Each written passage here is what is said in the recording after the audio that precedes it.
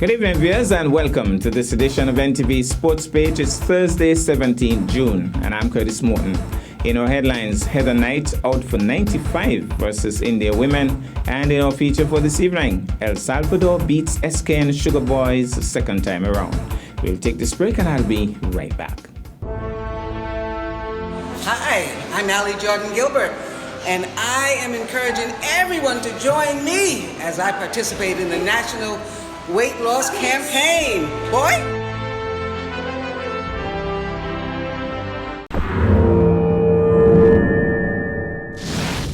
Well, I'm back, and we start with cricket.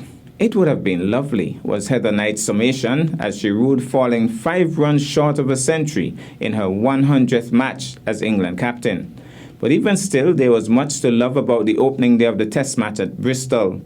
India's first match in the format for 7 years kicked off England women's home summer in glorious sunshine before a small but appreciative crowd and a live TV audience.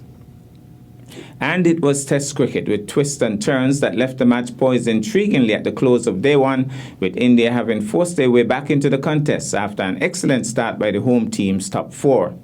From 230 for 2, England lost 4 wickets for 21 runs to be 269 for 6 at the close, letting their grip slip on the game. "I'm super frustrated," Knight said. "The partnership that me and Nat had, we felt that we could have taken the game forward a lot faster because runs were coming a lot more easy. And then we lost a few wickets, so I was frustrated at the time I got out, as well as for the team."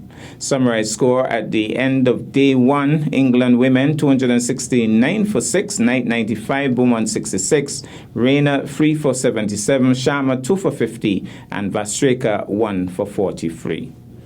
Sticking with cricket, there is no guarantee from Australia's selectors that all of the players who made themselves unavailable for tours of the West Indies and Bangladesh will immediately return to the fold for the T20 World Cup if others take the chance to impress in their place. David Warner, Pat Cummins, Jai Richardson, Kane Richardson, Glenn Maxwell and Marcus Stoinis withdrew from contention for the upcoming tours for a variety of personal reasons, while Daniel Sams, who contracted COVID-19 in India before the IPL, had previously opted out to manage his mental health.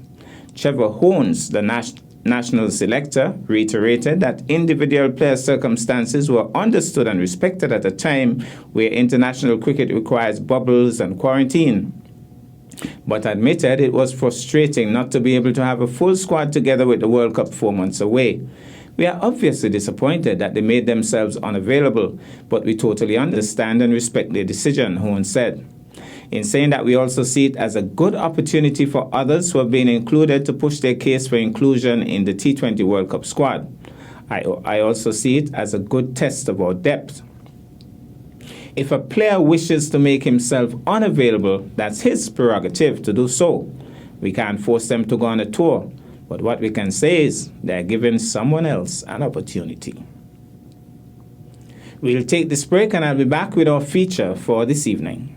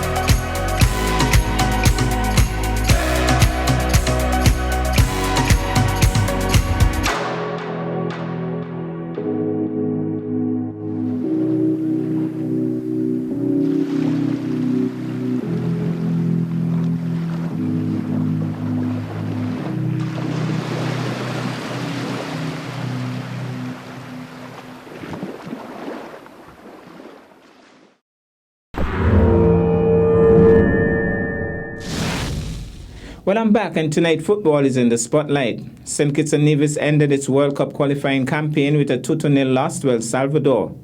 But how did the Sugar Boys perform over the campaign? Andre Huey has more.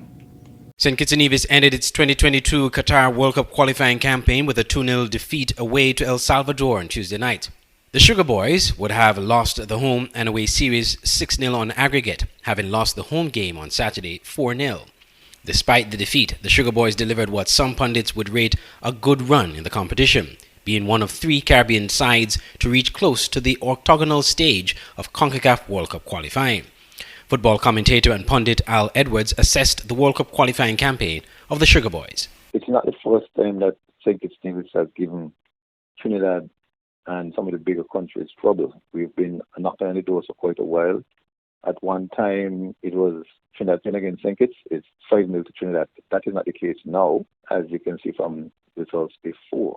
And as I hinted to, the gap has been narrowed between the Caribbean countries. The major problem now is when we step up to the Central American country. Now, Trinidad cannot walk away with a mind saying that if they're not going to think that they're going to win, period. And it even seems so with the Fingers as well. So clearly the Caribbean teams are far more competitive now than they were. But we just have not taken a step closer to the Central American countries. I don't think real football pundits will be surprised. Because even looking at the game where we lost to Trinidad, had it been our number 1 team, it might have been a different story. One of the bright sparks of the qualification process, however, was the development of local-based players. For Edwards, this was a good sign, and he would like to see the players getting more opportunities to play professional football abroad. Where we find that some of the local-based players are getting chances to go overseas into the professional setting. I just read on Wire that Mr. Freeman has gotten a chance to go to, I think it's Portugal's professional team. And so the likes of Somerset, who's away playing professionally. I mean, look at how Archibald goalkeeper last night, as the exposure to the level, a little higher level than what he's seen locally. He wouldn't get that kind of pressure in the local league, having shots coming at him so often and so forcefully. Somerset, Williams, Archibald, Tahir is overseas. So we need like, when we get about 20 persons overseas in the professional setting, if we cannot get to put together that professional league which I spoke about. St. Kitts and Nevis would have won 3 of the 4 matches in the previous round before moving to play El Salvador in the next round. With those 3 victories, the Sugar Boys did not concede a goal until they played Trinidad and Tobago without some of their usual starters. In a subsequent report, we'll hear from coach of the senior men's national team, Leo Nieva. In Tuesday's other World Cup qualifiers, Curaçao drew 0-0 with Panama, having lost the previous leg 2-1, and Canada drubbed Haiti 3-0, having defeated them 1-0 in the first leg. That means Canada, Panama and El Salvador have all progressed to the final round of the CONCACAF World Cup qualifying, joining the USA, Mexico, Jamaica, Honduras and Costa Rica that had already qualified for that stage. Thank you so much, Andre. That's our package for this evening. I am Curtis Morton, reminding you that you can watch sports if you're not fit. But to play sports requires fitness, diligence, and sacrifice. Have a good night.